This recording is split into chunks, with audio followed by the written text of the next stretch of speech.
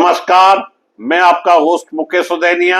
आप देख रहे हैं सीधे बोल पर विशेष कार्यक्रम। आज की सबसे बड़ी खबर उत्तर प्रदेश के हजारों राजकीय माध्यमिक विद्यालयों के शिक्षकों से जुड़ी है।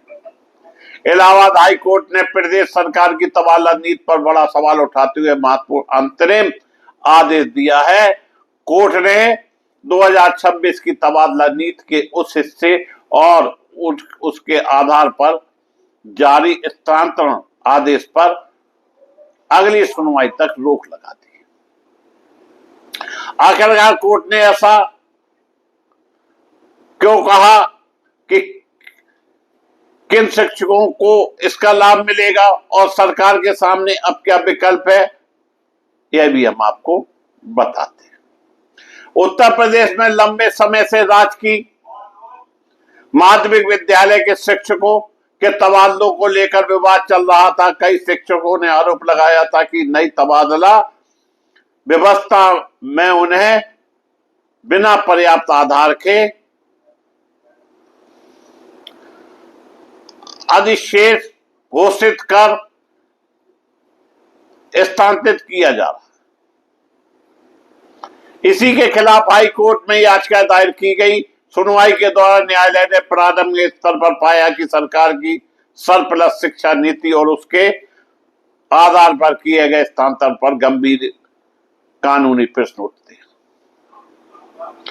अदालत ने 1 जून 2026 के शासनादेश तथा उसके आधार पर जारी 30 जून 2026 के स्थानांतरण आदेश पर अंतरिम रोक लगा दी। कोर्ट ने यह भी कहा कि राज्य सरकार बताए कि पहले दिए गए आश्वासनों के बावजूद वही व्यवस्था दोबारा क्यों लागू की गई। इसके लिए प्रमुख सचिव माध्यमिक शिक्षा के व्यक्तिगत हलफनामा भी मांगा गया है। इस फैसले का सबसे बड़ा प्रभाव उन राजकीय माध्यमिक विद्यालय के शिक्षकों पर पड़ेगा जिनके स्थानांतरण इस नीति के तहत किए गए थे। अंतरिम राहत मिलने से ऐसे मामलों से में तत्काल राहत की स्थिति बनी है। यह अंतिम निर्णय नहीं है दोस्तों। हाई कोर्ट ने केवल अंतरिम आदेश दिया है। अंतिम सुनवाई के बाद ही यह तय होगा कि तबादला नीति पूरी तरह वैध है या उसमें बदलाव की आवश्यकता होगी।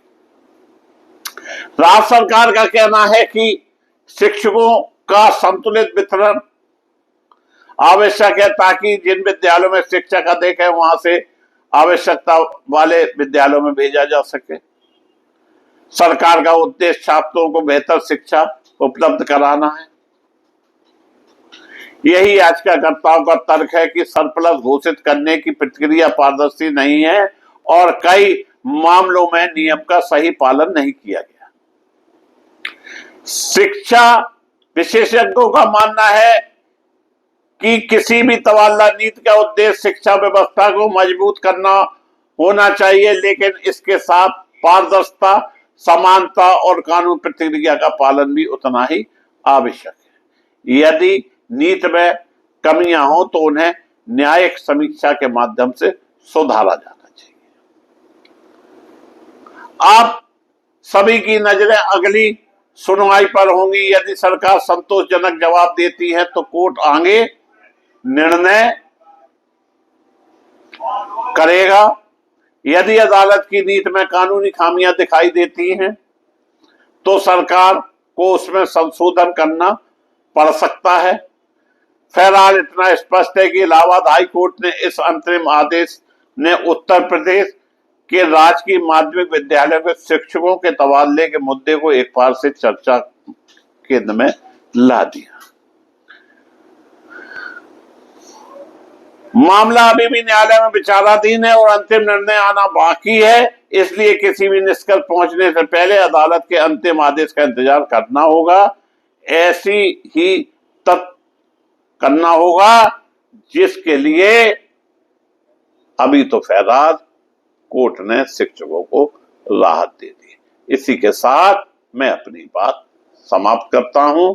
आप सभी को धन्यवाद देता हूं और चैनल से जुड़ने के लिए निवेदन।